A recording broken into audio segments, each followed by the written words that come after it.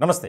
రాజేంద్ర నగర్‌లో ఇటీవల జరిగినటువంటి ఒక ఘటనకు సంబంధించి ముఖ్యమంత్రి రేవంత్ రెడ్డి చాలా సీరియస్ అయ్యారు. దానికి సంబంధించినటువంటి వ్యవహారంలో అంటే ఎవరైతే విద్యార్థి సంఘ నాయకురాలు ఝాన్సీ ఉన్నారో, ఆ ఝాన్సీని ఒక మహిళా పోలీస్ కానిస్టేబుల్ బండి మీద నుంచి జుట్టు పట్టుకొని లాక్కు వెళ్తున్న క్రమంలో ఆ విద్యార్థిని కింద పడిపోయింది.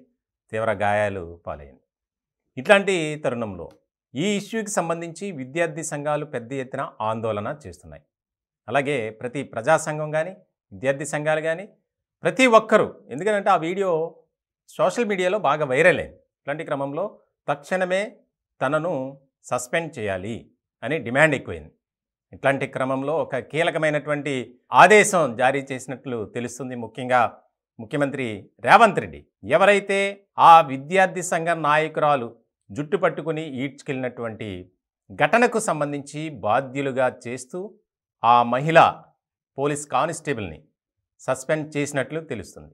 అలాగే ఈ వ్యవహారానికి సంబంధించి రాజేంద్ర నగర్ పోలీస్ స్టేషన్లో ఎస్హెచ్ఓ మీద కూడా చర్యలు తీసుకోవాలి అనే ఆదేశాలు కూడా జారీ చేసినట్లు మనకి సమాచారం అందుతుంది. చాలా కీలకమైనటువంటి పరిణామంగా ఇది తెలంగాణలో ఒక్కసారిగా వైరల్ అయింది.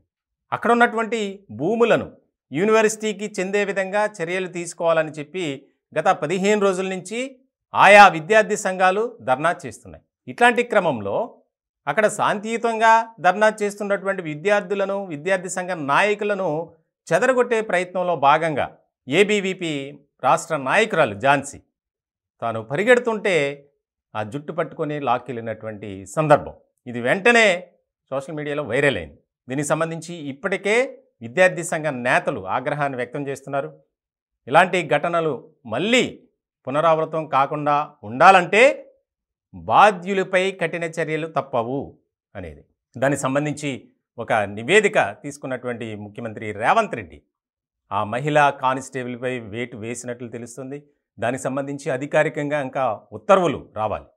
క్రమశిక్షణ చర్యలతో పాటు ఒక నిర్లక్ష్యపూరితమైనటువంటి వ్యవహార శైలి, అలాగే విద్యార్థి సంఘాల పట్ల, విద్యార్థుల పట్ల అనుచితమైనటువంటి వైఖరి ప్రదర్శించినందుకు, అలాగే గాయాల పాలైనందుకు ఇవన్నీ కారణాలుగా చూపిస్తూ తనను సస్పెండ్ చేశారు. ఇది పోలీసు వర్గాల్లో ఆసక్తికరమైనటువంటి చర్చ జరుగుతోంది.